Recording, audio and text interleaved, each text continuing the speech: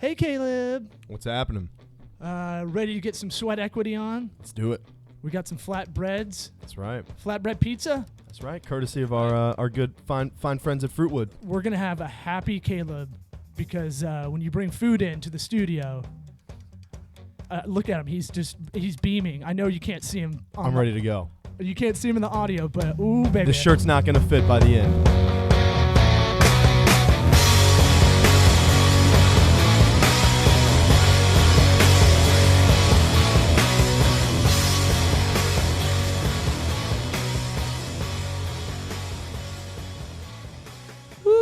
All right. This is Sweat Equity Podcast on tocoworks.com. You can find all the episodes. I'm your host, Law Smith. Sitting here with me is, God damn it, I had a name for you. I got to. Do we want to roll with Caleb? Yeah, but you want to just go that Caleb, the lion purr. Fuddy.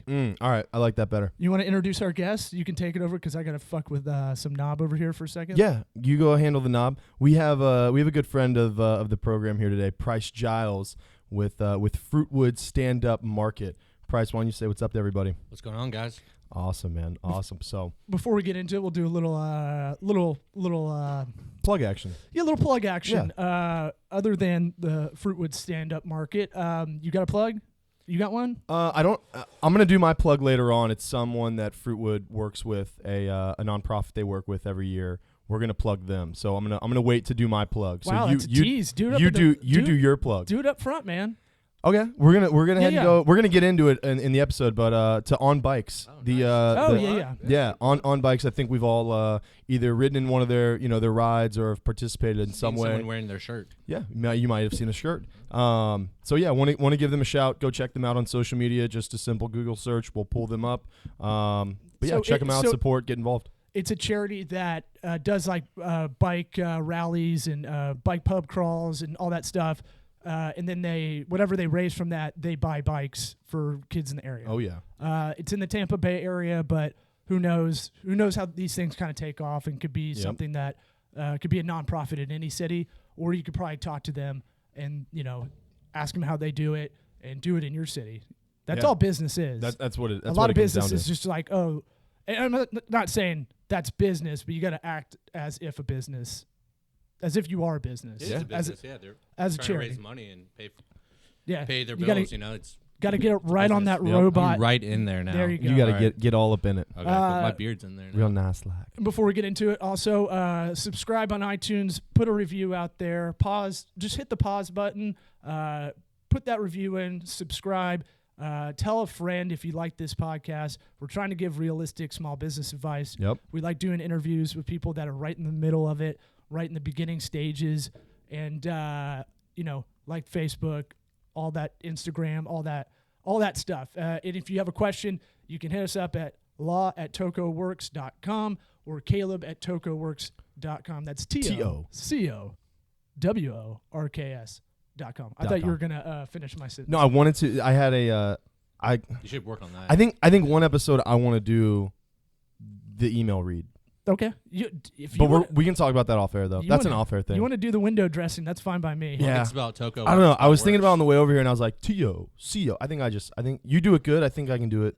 Not better, but as good. Oh, you have a better voice for No, radio. you Mine's really do. No, mine's it's mumbly. not. That's not what it's about. I it's thought not about what that this is morning about. when I was listening to y'all's podcast. I was like, they have good radio voices. Pants on or pants off? When I was listening, Yeah. I was taking a shit. Oh, okay. So technically pants off. Yeah, technically. Well, pretty much off. I actually had y'all on our sound system at work, just going everywhere. Like anybody that was near our building could listen to y'all. It was just going on outside. So let's. That's amazing. We try to not keep it so local. As far as we love Tampa and everything, but we do have a lot of people. I think about half the listeners are outside of Florida and out, plus outside of the United States. But I think explain your business so that someone that doesn't know shit about your company, by the little we gave up front, what is it? What's going on there? I would give our normal spiel that we give to every customer that walks to the door. New customer is welcome to Fruitwood. We do flatbreads, salads, wraps, juices, iced coffees, You can take the mic out of the mic stand if you want. If that's like a rapper, if you want to hold it like that. I bet no customer's ever said that to you in the middle of your spiel. No, we're sitting we're sitting on either side of you, so you're kind of I appreciate the eye contact, but you're like, I guess I'm just talking to the people out there on the podcast now. Yeah, that's right. Not y'all. Yeah, I gotta realize that. But yeah, we do flatbreads. They're all done on honey wheat dough, all wood burning oven. We try to use really fresh ingredients. We got really fresh juices. Our salads are amazing. They're huge. Come check us out. We're located on Swan and Howard in Tampa. If you're in the Tampa Bay area, that's right. I think the healthy food market is interesting. I think it has good like principles. Like a lot of people get in it for the right reason. There's a lot of juice shops popping up everywhere. Yeah. Like smoothies were a huge thing in the 90s. They're reinventing themselves now. Like the Smoothie King is now like trying to switch into like the juicing kind of style. They're doing more kale smoothies and stuff like that now, trying to get away from like your old style. Yeah, get away from the sugar. Yeah. So. Well, I think that's one thing that catches my eye with Fruitwood, and I think why it's been so successful as well is it's not just a salad sandwich place. It's not just a juicing place. It's kind of a little bit the best of both worlds. You can get a wrap, you can get a salad, you can get a flatbread, you can do the juice, you can do wine, beer. It's kind of got everything you need. I mean, there's been times where I was actually in earlier this week. I grabbed quick lunch, and then there's times where I go in and I just go grab a beer, I grab a glass of wine, and just kind of hang out. And it kind of has the best of both worlds with those kind of vibes. So it's definitely different. Yeah, we didn't think the salads and wraps would be such a hit, but I swear, like we thought flatbreads would be like the main go-to item. Yeah, obesity's pretty big around here. I swear, like we sell so many salads and wraps, it's nuts. Like I don't get it either. Do the flatbread sometimes. You're in the part of town that's a little bit higher end. Every city's got that part of town. Hyde Park area. A lot of and if you're not from the area, I'm trying to like give that like. That vibe. It's a lot of soccer moms with badass cars, the badass SUVs that don't know how to drive. Some Lululemon on. Right. So it's like a really high-end area, good neighborhood. They want to kind of eat healthier. You notice like more people are conscious of that, whether it's like, a real marriage of love or not, but I think plus this is it's January. Everybody's New Year's resolutions going on right now. Yeah, gyms and like fast casual, healthy eating, I'm sure, are through the roof. And then in November, December, not so much. Maybe a lot of you are cutting cheese out of their diet, which I'm all for because they're like no cheese. I'm like, all right, great, you're saving us some money, so don't get the cheese. Yeah, no cheese for you. So as part of running the place, do you have to kind of have? Do you have to be conscious of I got a couple questions because my wife has a fresh tomato allergy. So it's one of those things where we have to tell the person, like either a server or whoever's, if it's a fast casual place, no fresh tomatoes, like 2 or 3 times. Yeah. And then you end up sounding like a dick. But most people are on just autopilot. You're like, wow, these people really hate fresh tomatoes. What's their problem? Well, it's people just forget. Like when you do. Well, that's I gotta be honest. Go ahead. As soon as you said that was a bit of a strange. Like I've never heard. Is that common? Is that common? What? A fresh tomato allergy? I've just never heard of it. I don't think it's that common. I'm just saying allergies in general. I was noticing. We went to a restaurant, a bistro Tuesday night, and we were like, can't have tomatoes. And like said it twice. Yeah. We try to like tag team it, so she'll say it, and then I'll just kind of say it. So it's like, it's almost like we're advertising almost. Do you eat the tomatoes in front of her? Do you like tomatoes? Tomatoes don't do anything for me. Like they're it's fine. I probably I'm not like I have to have them. It's not like hummus where I'm like, oh fuck yeah. They're not like barbecue chips, right? Exactly. Yeah. They're tomatoes. But I'm saying allergies in general. There's so many now. So many people probably have something. Gluten. And that one, you have to go nuts because that's like only 1%, less than 1% has celiac disease. Yeah. Yeah, but apparently that it's like the new coolest thing. I always want to ask them, do you know allergy, what gluten is, and why can't you have it? Joe Riga would be great to explain at what gluten is. Our comedian buddy Joe Riga. Check him out. Check him out. JoeRigaComedy.com, CigarCityComedy.com.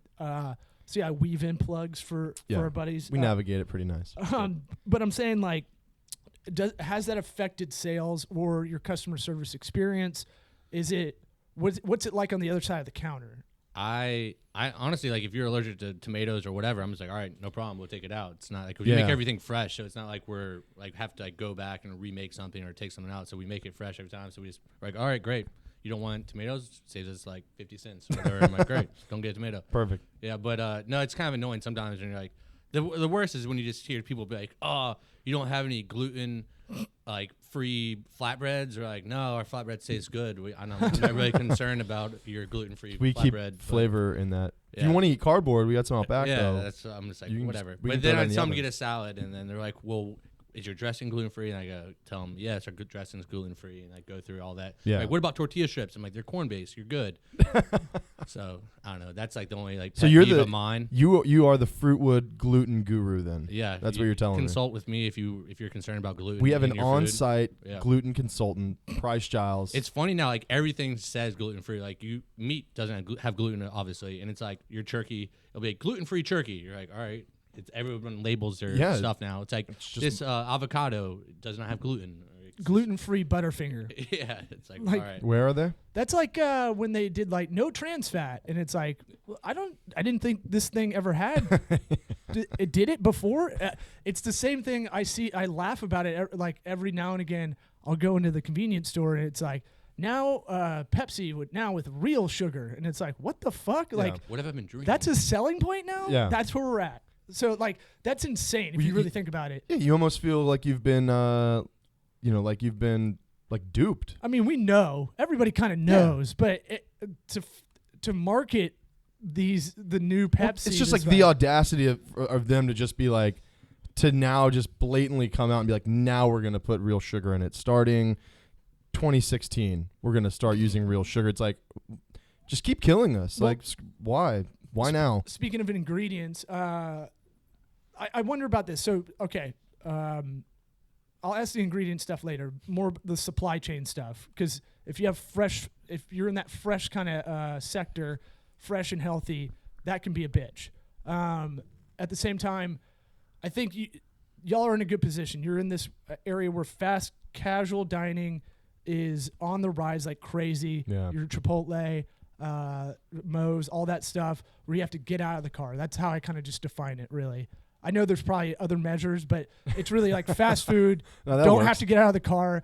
the Chipotle concept. That's what it is. It's Yeah. like it's fast casual. You're in. You see what they're doing. You pick out what you want. But it's also, Boom. I Yeah, think you're the out. most important thing, it's made to order. yeah. Yeah. You know, I think that's the go-to these days is it's not made to order like, I'll take a Whopper with no pickles, and it's like, oh, I got this custom hamburger. And It's like, no, it's the fresh ingredients. You can really, take out the whole thing or build your own salad Yeah, technically you if do you that. even wanted to. So And then I think, whether the gluten conscious crowd may perturb you, I think we're also increasing in consciousness of what we're eating Yeah. a little bit. No, it's definitely leaning that way with everybody these days because they're just so concerned about the carbs and the calories and everything like Yeah. that. But I'm not like that. I'm like a flatbread kind of guy. So like when they ask like, what do you recommend that's super healthy? I'm like, you can get salad, but I recommend one of these flatbreads because they're delicious. you're like, I'm gonna go to Moe's in a little bit. Yeah. So But I try to eat healthy too. Like you should be healthy and run and eat healthy. But I'm definitely a flatbread kind of guy. yeah. The So- beer. And I think a flatbread is, obviously a flatbread's not the healthiest thing you can order But it's a on little the menu, healthier but than a pizza. you're you know? talking about fresh ingredients that your body knows what to do with. And the size of these flatbreads, which we'll post on our social media, they're and we'll more health post it in the conscious show instead of links. getting like a It's- large from yeah, Papa John's. Yeah, you're not. It's You're good. not Don't get me exactly. wrong, but this is a 10-inch and an 8-inch. It's more like a personal size. You could eat this whole one, but you could eat half and save a half for later, and you don't have to gorge out and like, Right. oh my God, I'm so full, and now I gotta go back to work. Right, and I Like, think the 10-inch, the 10-inch is something that's a good size, honestly, to share. You're not gonna walk away feeling. Yeah, it is. Yeah, feeling filled up and all that sort of All stuff. right, yeah. So I want to go back kind of a little bit because Back 10 inches? we know. So Price is the chief operating partner for Fruitwood. that sounds official. I like that. That's Yeah. look where you are, man. And this is pretty. Yeah. This is pretty official, brother. Yep. So You're doing a podcast on a plastic table. I mean, this is fucking real deal shit. your owner, who's the owner and the founder of Fruitwood? Justin. Justin. Clark, Okay. yep. Awesome. He's also owned the Smoothie King next door for 20 years, and other Smoothie Kings here in Tampa and over Florida. So he's pretty familiar with the kind of, that's more of on a franchise level. And then Yeah. how did Fruitwood come about from maybe out of that idea of the Smoothie King? Well, honestly, like I'm not trying to steal his thunder, but No, it is no. all his No, idea, no. yeah. And he came up that he's been in the franchise business, so the Smoothie King business for 20 years, and every single month you get those royalties that you got to pay out at the end of the month. That's a lot of money. And 15% Yeah, typically somewhere in there. yeah, and it's just kind of like he still loves Smoothie King, he still has the Smoothie King, but like it's tiring. You were doing all this work and you got to fork over this check at the end of the month, and they tell you what to do, like how to do it. They're like, you know what? We don't like your floors anymore. We're going to make you redo your floors. You got to pay that. It's kind of like, well, I like my floors. I think they're okay right now. Well, yeah, Pretty sure we haven't lost any customers because of the floors. It's like things like that. And It's tough. just- There's standards, and Yeah. a lot of them some are elastic. The bigger you get, the more inelastic it kind of gets, unless you're Right. like Hardee's or Checkers, yeah.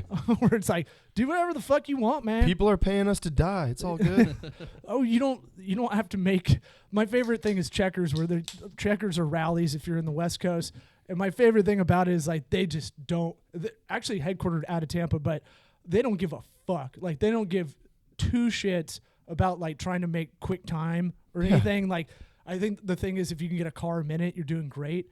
And they're like, yeah, we'll get to it when we get to it, kind of Yeah. shit. Anyway, But yeah, he came up with the idea of Fruitwood, Nice. and I was going to UT, working at Smoothie King at the time, and I was like, man, this sounds like an awesome fucking idea. I want to be a part of this. And he's like, well, we're just still working on it. Why don't you just help out like however you can? So I live right down the street behind some bars over there, and I'd walk my dog every single day over to the Smoothie King, and we'd be like, all right, what can I do to help? And like we would have our contract in there and be like, help him. I'd be like, all right, so he'd be like, all right, I want you to pass me this wrench when I need it, or like move these bricks when you. Yeah. So it's like however you can help out. So I was there throughout the whole build out process, learning like how everything works in there and how everything runs. So I got to learn a lot about the building aspect of building a business too, like where we're gonna put these sinks, the codes. Like you need a drop ceiling here, you need to have a wash sink here. Yeah. All these crazy things you don't think about. so you came in. How old were you? What was this? 20? When This did is when did it open? September. September 2013. I'm Nice, 27 okay. now, so I was like 25, 24 at the So- time finishing college. Nice. So you're in that weird area. All guys that most guys are kind of in this area where you're in your early 20s and you're like, fuck, I don't know what What the am I fuck gonna do? I'm doing. Like, Yeah. especially after 08, 09, when the recession hit, kind of shook up a lot of shit. You're like, should I go back to school? What am I doing? And then it's one of those things also where you gotta like, you have a weird thing where a lot of young 20-year-olds have like an ego, right? And it sounds like you came into it. I actually heard a quote from the prophet Marcus Limonis, Lemon IS, Okay. Limonus. That works for me. Yeah, that sounds good. Said they were. Someone asked him like, "What's the killer of all small businesses?" And he was like, "The ego of the owner." And I was like, "That's perfect," because you came into a situation that sounded like you may not had a lot of experience with build outs, commercial None. real estate, starting a restaurant, and you were just like, "Hey, I'll be that sponge. I'm the do boy. Right. Tell me what to do. Let's I'll do be a it. bitch boy. I don't Let's give get a it done. fuck. Yeah. Yeah. I'm here to learn, and I want to be in this field." And I think that's a really important lesson for anybody that's young and like, I don't know what the fuck I want to do. And I try to tell everybody, like, you're going to do a lot of shit for free or Oh, yeah. grunt work like that. People think that it's like, oh, I'm gonna have this awesome job, make all this money, and I get to tell these people what to do. But no, you're starting at the bottom, and you got to Yeah. work 80 hours a week to get to that level. Like we only been open 2.5 years, and I've like days I feel lucky where I'm like don't have to prep. I'm like, oh man, what a great day. We got like a employees half day, now. yeah. Where they can actually like where I could leave to go do this interview. I'm like, this is amazing. Yeah. I had to go take a nap in my car. Like, like I used to like These are luxuries. yeah, these are like luxuries. I get a 20-minute nap, and then I'm gonna go back to work, slam a coffee, and work till like 9, 10 at night, and then drink a bunch of wine and repeat at 6 a.m. the next day. So Like there's a lot of cool things to kind of put this into more of an advice situation for a lot of people. Like, I talk to a lot of my friends. I'm 31, and I have a lot of buddies that are older than me, and a lot more that are younger than me that they're rudderless. They're like, I don't know where I'm going. Yeah. Like, I have an interest in this, but I'm not sure if I want to do this. And I'm like, well, they're like, I try to tell them, like, I've done stand-up for 10 years. And I was like, yeah, I don't get paid for a lot of it. Like, even now, even though technically I'm doing professional gigs, I'm going to leave tonight and I'm going to go do a gig for like a drink ticket because I need to go work on this new bit about how men's and women's thoughts are different. Really groundbreaking shit. I have a good quote just like that we keep up in our store like all the time, and I'm not even religious, but it relates to this real life. Yeah. All hard work brings a profit, but mere talk leads only to poverty. And I look at that every single day because it's like people talk. It's like either talk about it or be about it. That's how I relate to it. Yeah, that's kind of a big theme we talk about on the DJ podcast. Khaled, Yeah. You gotta throw down, you know. No, but I mean that's one of the things we touch on, from time to time. And what is this? This episode 10. It's probably a good time to bring it up again. Yeah. It's a big milestone right there. Is that just talking about doing something is a cop out.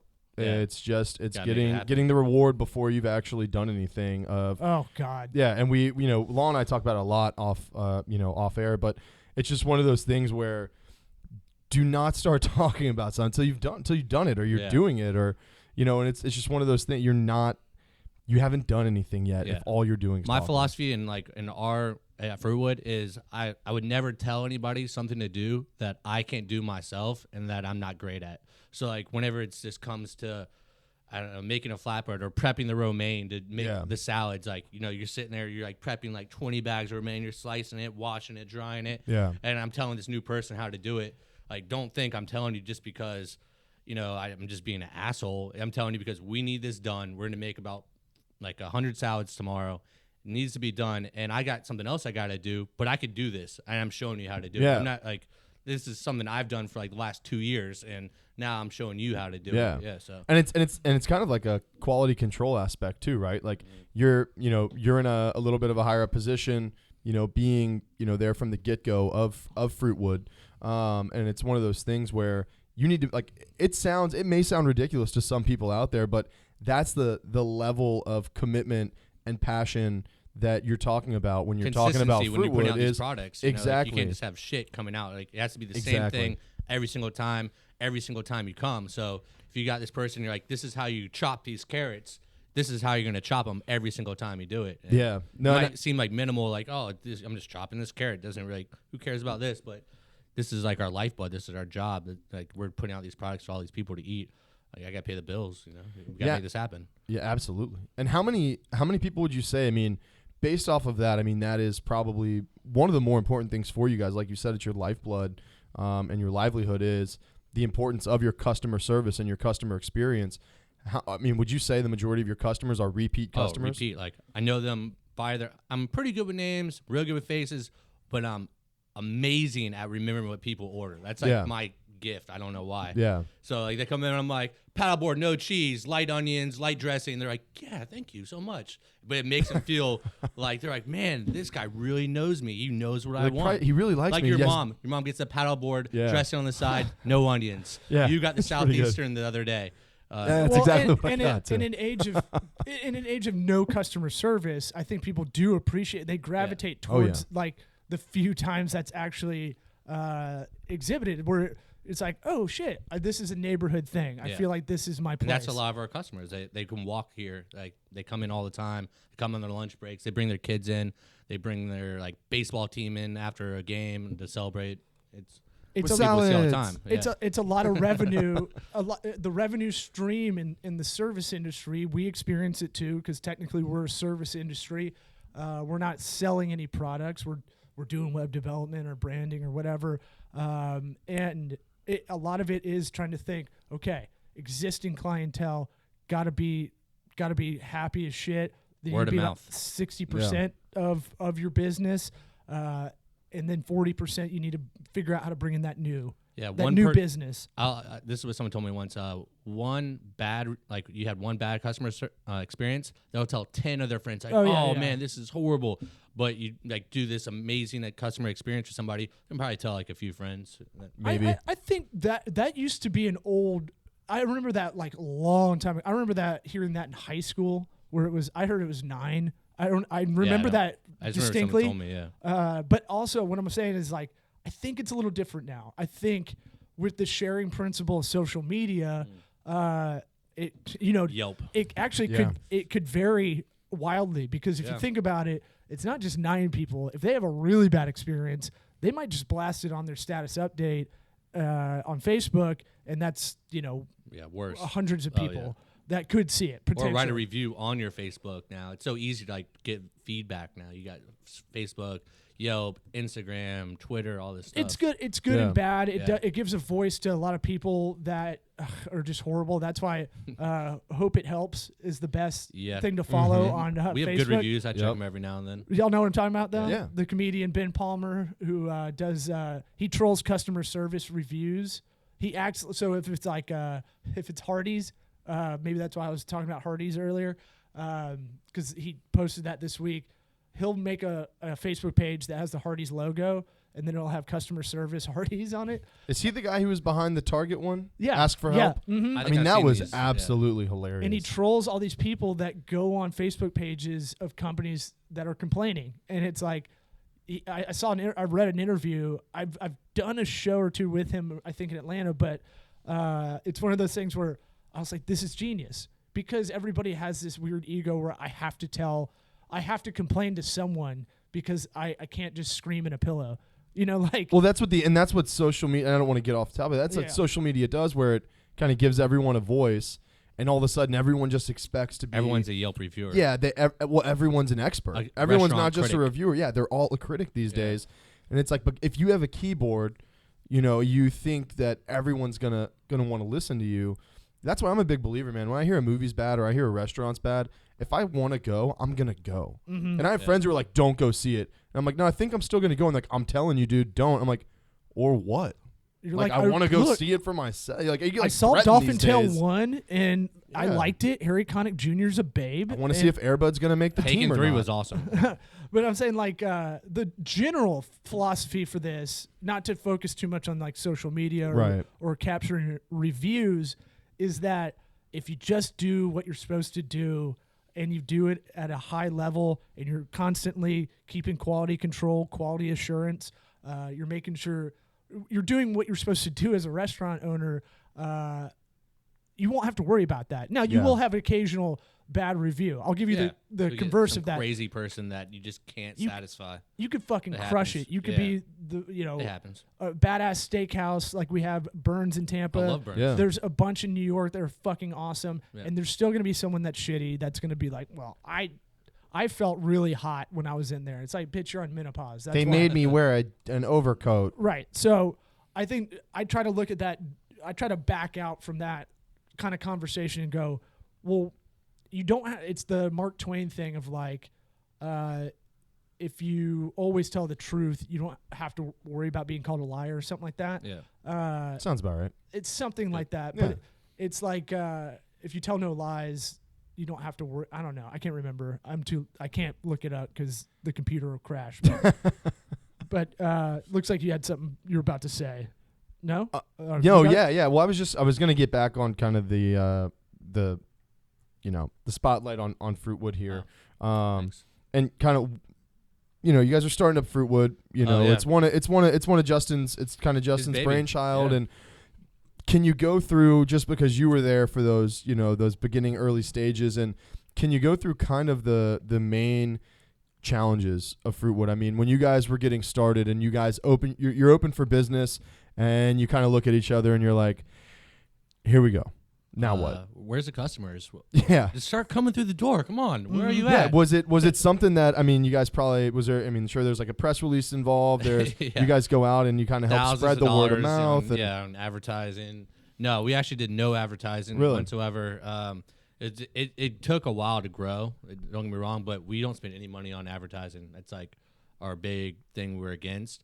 Because it's such bullshit, like spending I don't want to catch flack for this, but like spending for like these magazines in Tampa or these newspapers in Tampa. Yeah. They approach us all the time. It's cool. I think they're great. I read them all the time. I'm not hating on the newspapers and But magazines. it's not y'all's scene. Yeah, It's not how you're gonna get. Look, get it's in sought. every city. It's these Yeah. weird magazines that Yeah. are in like high-end neighborhoods that it's all over the country. I didn't Yeah. know that. I was like, this is a weird magazine of just ads for the same businesses in the area to the people that live there. And it's Exotic like wood $1,500 kitchens. for like this spot right here. Mm-hmm. Our big thing was we did a lot of donating to like different like you said on bikes. You plugged them Yep. earlier. Like that was like a big advertising kind of thing for us because we would just go out to all their events and we'd give out free food, free juice, or like the gas blower race, or just any.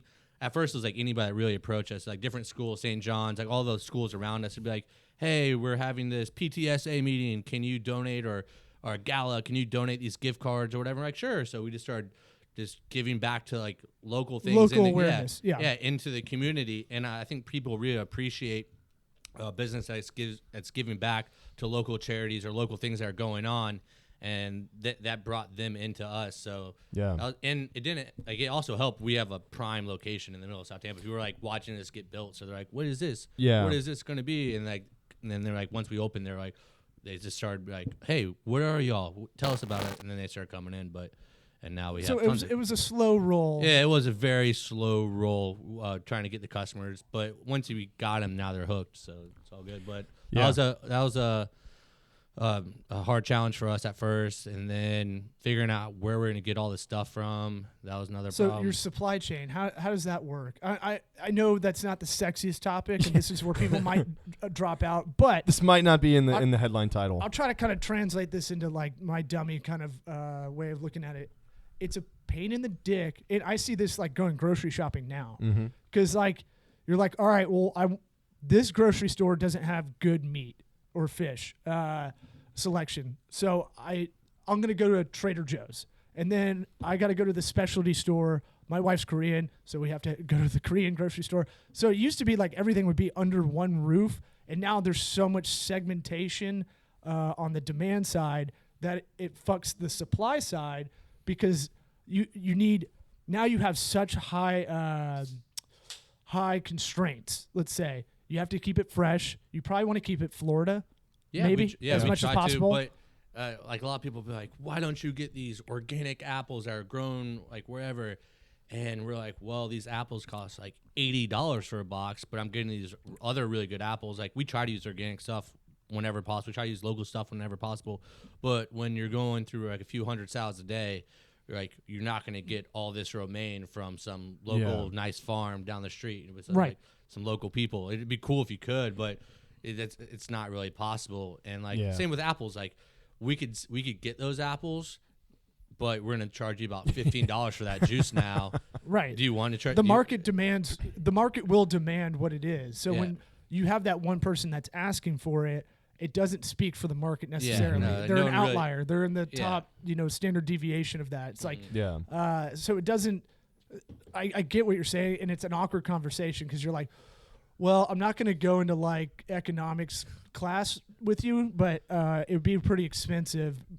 Yeah. I got some more people coming. Come on, like Yeah. you don't want to be a dick too. Yeah, and like right now we're getting like Florida strawberries because they're getting produced in Florida right there in what's it, Plant City. Plant City, yeah. Yeah, so like we're getting tons of those. We'll get tomatoes from Ruskin. We'll use local honey from like a South Tampa farm and all of our juices and things like that. So we try to we'll try to get the organic spinach, even though it's a little more, but it's super fresh and we like the way it comes, so we'll get that. I don't think people realize how hard that kind of is, And- because you're dealing with other small businesses Yep. that a lot of the time don't have their shit together, and like you're like, hey, I want it every Tuesday. Just send me this amount of honey, and it's like, oh, bro, I forgot. Like, it's like someone not taking that side seriously. Yeah. Have y'all learned that the hard way a little bit? We're lucky that we've been doing this for a while, so we have pretty good relationships with all the people we work with. So like the guy forgot lemons and oranges today, and I didn't even notice. Like I got all the stuff in, and we're going about my normal stuff, like normal routine of the day. I put it all. We don't even have a freezer. We use all of it's fresh, all in a fridge. You can see everything that we use. And I put it all up, and then they gave me a call like an hour later because I was wondering. I was like, man, why didn't I order oranges this morning? Like, what was I thinking? I only got 10 left, and they called me, and they're like, hey, we forgot to bring you oranges. You ordered it, and it was our bad. We're gonna bring it to you tomorrow. And I was like, awesome. I was like, thank you. You're like, I did. I was like, do I that. thought I knew. I ordered I oranges. am on top of my So shit. it's good that we have relationships, and they're like, if we messed up, I would call them and be like, hey, I don't know, we shorted you money. Like, my bad. I don't want to have like that bad karma or that bad relationship with anybody. So it's important having really good relationships with all your suppliers because, they're keeping you alive. Like, and Yeah. And if you're like, I get a bad read off of this guy, I think he's doing half avocados and half marijuana. Like, like, I don't know if he's going to be the most timely character. Yeah. But because that can screw you. So it is one of those things like vetting your suppliers is always a huge thing. The other part of that is just, shit. I had another thing and I got distracted. Well, I got something? I got some. And I don't think people realize how hard it is to be certified organic these days for anything, whether it's food, whether it's What does it mean? beauty products. I don't know how you can be 100% organic. I mean, you have to meet some of the most strict criteria regarding food. The way it's grown, I mean, it's just Unless you're growing it yourself. It's I don't have time for it's that. insane the regulations you have to meet and how expensive it is to grow food in that manner, to grow crops that way. That's why this organic food is so expensive because the upkeep with these farms is so expensive. So people don't realize that you don't have to just you can eat all organic. That's fine. You're definitely going to pay the premium for sure. Yeah. Because like Fruitwood would pay. It's going to trickle back down to the You're customer. gonna pay more. And if people want to pay that, hey, that's fine. Like you said, the market will dictate that. I hate when people are like $8 for a juice. I'm like, do you know how much hard work went in just to make this one juice possible for you? From like the bottles to the labeling to getting all the food here from the person that's sitting there for about 2 hours, sitting there juicing like enough spinach and kale and apples just to make this one little juice, and they're straining it, putting it in another bottle, and they pour it in the bottles. Yeah. It's a process, and that's what people don't realize also is how much solid food goes into a glass of that pressed juice. Oh yeah, it's nuts. It's a lot. If you're to make it at home, it could be a pretty pricey. Yeah, and they're Oh, like, we class, could make this man. ourselves. I'm like, all right, go home. You're buy still all the gonna stuff from spend a bunch of Publix. money. Let me know how much work and how much time it took for you just to go get the stuff, make it, and then drink it, and then clean up everything. Yeah. I feel like you've wanted to say this a lot. Oh, it makes me so mad, especially when my friends come in. They're just like, I'm like, you know what? How about you just kick me in the nuts and just take it for free? That's what we'd you're doing. feel a lot better about it that way. Right, because there's no brevity to explain that. It's like, all right, so basically there's a bunch of unskilled laborers that don't speak English. They're in the fields. They bring it in. They get paid nothing. It comes in on a truck. They don't make much anymore because of margins and market shares pushing them out, like Tropicana or these big guys. Coca-Cola owns Minute Maid, all that. Bleh. Yeah. And then like Pepsi owns Naked Juice, all that shit. Yeah. And so like it's one of those things where it's like a lot of people just don't get like, oh shit. A lot of people don't think of the back part of that. How did that get there? Yep. I think that's where Whole Foods kind of really did a great job filling that gap with the conscious, health conscious people, the kind of labor-ish conscious people. I say ish because it's tough to really find out what's what. Yeah. They gave vegans a place to wear their shirts that say "I'm vegan." Don't talk to me. I'm there's vegan. such a big douche factor, but what do you expect? I mean, people call themselves progressive. It's like, yeah. I think all of us think we're progressive. Yeah. You could ask fucking someone in a crystal meth trailer park, and they'd be like, "Yeah, I'm for progress." Like it's like I'm for hope and change. Obama, Yeah, right. All right. Trump, 2016. No. What was I gonna say? It's one of those things where you're dealing with so many supply chains too. It's not just. I hate waste too. Like I'm That's another Yeah, thing. I I was hate- gonna, That's that's a what huge that's what I wanted to expense, ask. Inventory. Yeah, I hate throwing it. Like, if I don't go through like this box of spinach and juice or somehow use it, like I hate throwing away stuff. I try to not to throw away anything, and it sucks sometimes when I'm like, when I go to throw out the trash, like I'm like lunch was done, so the trash can's full. Go take out the dumpster, and I feel how heavy it is. And I'm like, oh man, this person didn't even really eat their salad. I'm like, why didn't they eat this salad? They could have told Was me it they not wanted half good? a salad. Like, yeah, I mean, it fucks with me, but I hate that because it was like some series on Netflix. They have all these fucking documentaries, but I was watching one and they're talking about how much the It's called Making a Murderer. Yeah.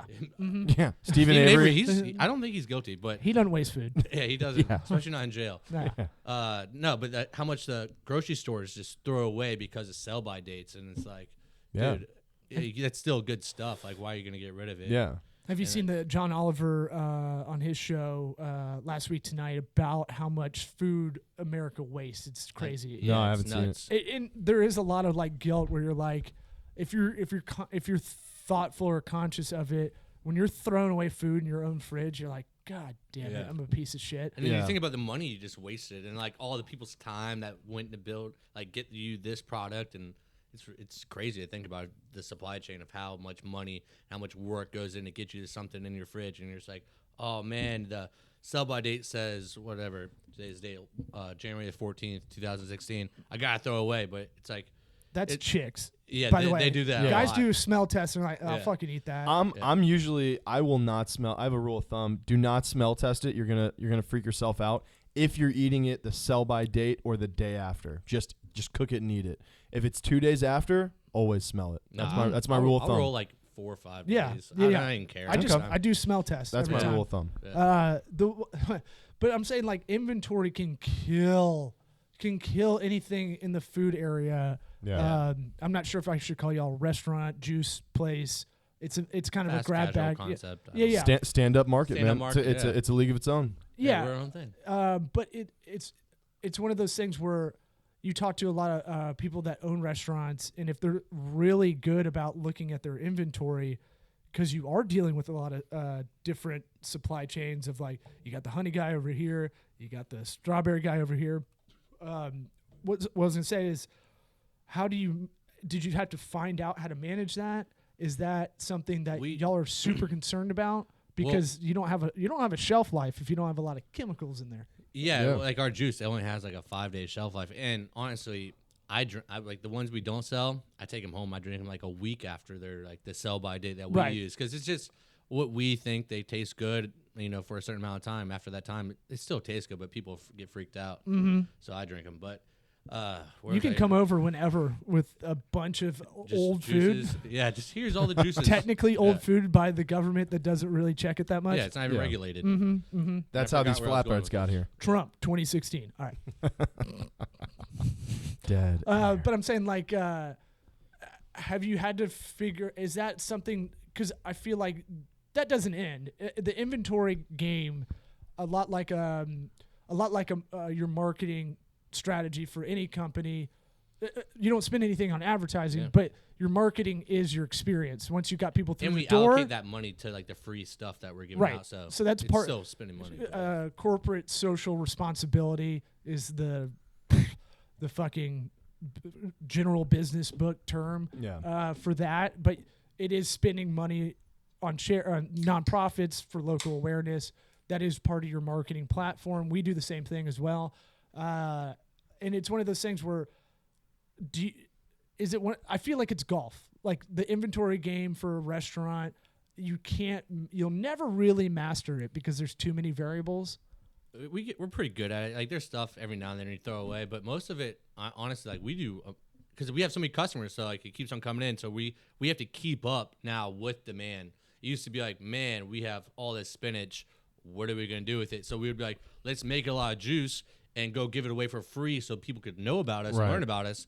But now we're just like trying to keep up with demand. So we're fortunate to have that problem. So the free juice days are over, you're saying? Nah, we still do stuff like that. But like when we used to have like excess inventory, we would be like, oh man, what can we do? Like that's how we came with the idea. We're like, oh, let's just go give it away or give samples. Like so people would be walking by, be like, you want to try a juice? Here's a sample of a flatbread, and like, trying to bring them into Fruitwood to show them like what we got going on. They're like, oh man, this is great. And then they tell their friends and come back and see us and things like that. But So what do you see? And my big thing too is just because I've seen it personally, and it's been awesome to watch Fruitwood grow.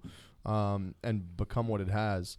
And I mean, every time I go in there, it is slammed. I mean, there's a line of people, and they're all happy customers. It seems like everybody knows each other in there as well. I don't know if it's just because they're all always there or what.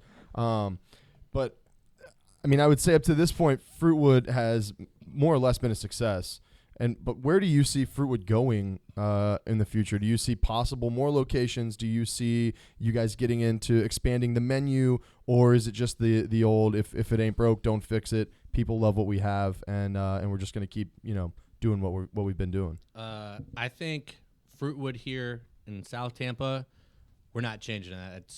That's like one of our models that we want to stick with. But we're maxed out on space. We do everything on top of each other all day long. Like we eventually might have to get like a third shift to come in and maybe like do juicing because it's hard to like still like chop the salads. Counter space. We don't have a lot of space, so that's definitely a model. But we would love to sell franchises, but like locally, like St. Pete, or like open our own in St. Pete. But you get people all the time that are like, we want to buy a franchise. You're like, all right, let's do it. And then like you never hear from them. And then they just again. flake, yeah. Yeah. But that sounds pretty simple. They need to listen to episode 1, having a motor. Yeah, it's one of those things where you get pumped about the idea, and then when a lot of people are like, I don't have any money. What was I talking about? That's a great idea. They're like, I just thought it'd be cool to hang out a little more and have conversation about it. but talk about it or be about it, And at the same time, it's hard to have that franchisee book ready to rock. Yeah, like people like talk about it, but, like we're only 2 years and 4 months into the game. Like we would make it happen if someone was like, "Hey, we want to do this." Like, all right, let's figure out how to do it. We'll work with you to make it happen. You're gonna be our first one, so no matter what, we'll find a way to make it happen.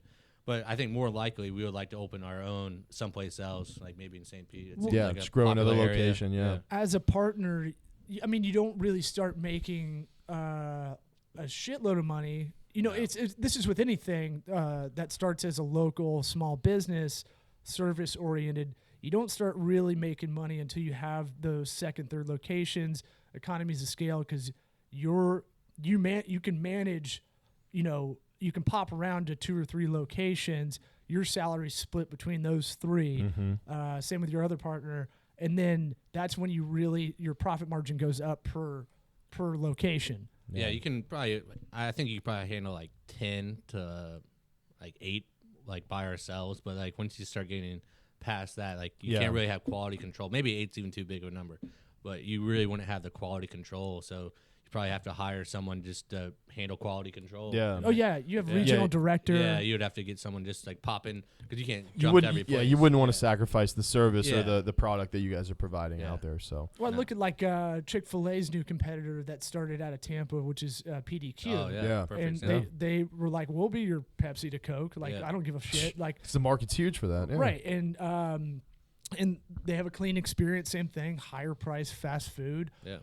But good service and it's just fresh. And the way they do it is, when they have good quality control in every location. I know in the Tampa Bay area they have, one person that's the regional director or whatever you want to call it, that handles that quality control, not only food wise but service wise. Got to make sure you don't have to say my pleasure. Like Chick-fil-A.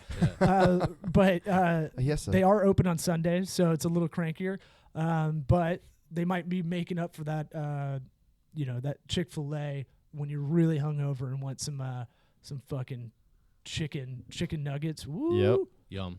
That's where it's at. But I think quality control and just have that customer service, we rely a lot on our employees because they're like our lifeblood, like without them, I wouldn't be here right now. Yeah. And you got to have those A-team players that, when you step out, they're handling it. They're going to bring the same customer service that I bring and the same product that I bring when I'm not there. So it's having, you got to rely on them. So I think give a hand to like the awesome employees that absolutely takes to run a business so in our business. How do you we appreciate them. How do you keep them motivated? Because it's a lot of entry level, probably, right? Yeah, a lot of them are in college. They go to UT, and we've had a few that have lasted. They start off as sophomores, they're seniors now at UT, and that's pretty cool. Yeah. And like we had a girl that's been a sophomore in high school at Plant, and she just got accepted college and for singing. She's like an amazing singer, and she's taking some time off now to get scholarships, but she's gonna come back in the summer. So we have like really maybe you guys could have her sing to some of the people online. We want to have her actually perform before she leaves, like have like a concert or something. So we'll talk about that another time. That'd be cool. Okay, so that could have gone into the what's next for Fruitwood answer. Block parties. We have we only done one so far. It was pretty sweet. That was a really good time. Yeah, we had like other local businesses and charities come out there, and we don't charge anything. You just come out, we invite you, you have a good time. We do like specials on beer and food, and we try to raise money for a certain charity. So our charity was for ALS. We did like 5 years now. It's called Jay. A little plug here. Jay's Defensive Line. He just passed away the other year, the end of last year, and from ALS, which sucks. Yeah. So we sold like wristbands. So we sold $5 wristbands. We did it every year, and like we weren't like a huge contributor to the ALS. Like we probably raised like $2,000 at the most, but it was still fucking awesome. Yeah. Like, we raised $2,000 to give to this charity. So absolutely, man. I think that's something on a and not even like to say like on a small scale or small level, because it's bringing awareness. It may seem small on a national and global level, but on a local level, and what that does for the community, and to see people rallying around something like that, that's huge. And that's also great to have, your business to be a part of, and you to personally be a part of. That's something that builds not just with your employees, that brand loyalty and that company loyalty and job satisfaction, but also with your customers. Yeah. So yeah, I mean, I think that's, and also just like the food that y'all have that's fresh, and you work on keeping the quality up and keeping it, within its time constraint is a lot of people don't see the bottom of that iceberg of doing those kind of charity events, doing those nonprofits. Those can be a pain in the dick. And I've been on the other side of that a lot. I've done a lot of charity stand-up gigs. I've tried to produce some. I did a comedy tour, which I think y'all came and saw it. Laughter's the breast medicine. 6 years ago, I think Combing for the Cure. Splitters or something like that. Sold that bitch out. No, that's right. No, but I'm saying but on the other side, sometimes either the charity doesn't have the means, the manpower. There's something lacking usually, and I guarantee I'm visualizing you running around just like, we got to get it done, got to get the tables over here, got to get this tent over here, got to get a mic cord. We don't have it. Who's emceeing this? What's going on? It's the logistics, man. That's stuff. And I've seen the inside, or from the outside looking in on nonprofit and charities and how they set up events. And I would honestly say, and I think anyone who works in nonprofit would agree, the number one thing they lack is manpower. Oh yeah. When they have so many great ideas for events, but to put them on, they need volunteers. They need people in the community to step up and say, yeah, I'm going to donate some time. I'm going to donate some sweat, some effort, probably a couple headaches. Oh, yeah. And titular. That's right. And to help get these events done, so we can raise some awareness, maybe raise some money. So the fact that you guys do that, I think, is commendable, for you guys. At Fruitwood Stand Up Market, at Instagram, Fruitwood Stand Up Market, Facebook. But I think the employees also have to believe in what you're doing, so they don't realize it's like some shit, company or some shit product they're putting out. They're like, oh man, these people really believe in what they're doing. I don't want to let them down. Yeah. I'm gonna work hard. So of course they want to get paid, but they want to put out a quality product. Yeah, but there's other places they can go to get paid probably the same pay scale. And I think it's the environment you guys create. It's what you stand for that helps draw them in and gives them. And I think that it value. trickles down from, if you see me working hard, like, you're going to work hard too. You don't want to just be like, oh man, my boss sucks. He's just sitting in the back doing nothing. All he does is just grow a beard. Yeah, he takes naps in his car. Yeah. But, you see like everyone working hard, you're going to work hard too. So like, that's why I think a lot of people that maybe like could be like a C employee or not as good, they kind of weed themselves out because everyone's working so hard. And you're not going to participate. You just they half time just don't show up ever again. And I think overall, because I was going to say the same thing. Like, they need to see you sweat, and they need to see you working harder than everybody. They need to see you just be like, oh shit, okay. And even sometimes not 100% on like, not 100% knowing what to do, but I'm going to figure this out. And I'm going to figure it out in about 30 seconds. Just give me let me go stroke my beard in the corner and play with my ponytail, and I will get back to you. and I'll strategize. I'm going to strategy session with myself. There's a lot of winging it. Like when you're getting started, there's not like any like playbook that's like in from a manual that's like, all right, you're going to make the salads like this. We're going to chop them like this. Like, well, that's what you're going to sell to somebody if you did a franchise, because you're going to get there. Yeah, Yeah. but like there's so many things, like we had no idea what we're doing half the time. We're like, we didn't realize like this is where we're going to chop the salads, and this is where we're going to make the flatbreads, like or keep the salad dressings. We just were like, all right, well, it's getting really busy. Let's put this by here. any means Let's do this. necessary, Yeah, man. like we're going to get you this product, and it's going to be amazing. But we're going to work really hard to figure out how to get it to you. Well, look, man. I mean, we got to shut this mother down. We're getting. Yeah. We're getting. Look at that. It goes by really fast. It man. really does. Woo. I feel like there's like 10 times. So I so wanna- much stuff to talk about. I want to wrap it up with this one thing, this one question. I want you to answer as the chief operating manager, or Partner. officer and partner of Fruitwood Stand Up Market. If you could tell your customers one thing that you would want them to know, either about what it is that Fruitwood stands for, what it is about how you feel about making their food, about the ingredients, about anything, what would that thing be? Go ahead before we wrap up. Thank you. Come again. No, we appreciate all of our customers because they're our lifeblood. Like without them coming in every single day and telling everybody about us, we would be nothing. So for them being here, telling like in Tampa, telling everybody about us, we love y'all. Like without y'all, we would be nothing. So Awesome. you make us happen. Same with our employees. Give them mad respect. It seems. Booyakasha. It seems like y'all have a good philosophy from the top down, as like actually giving a shit about everything you're doing. And look, I mean, it's. I know I'm saying this kind of anecdotally to kind of be a little glib, but I don't think a lot of businesses have that mindfulness all for everything, from hiring good people. There will always be people that weed out, whether they're good or not, and you'll always have the local business stuff coming in, but the experience of people coming back, that you can feel it all the way around. Yeah. A lot of the time, if you have someone that's pissed that's working there, it's gonna be palpable. The customer's gonna see it and be like, "Why are you so angry? Why? Like, what are you doing here?" And then they're gonna be like, "This sucks.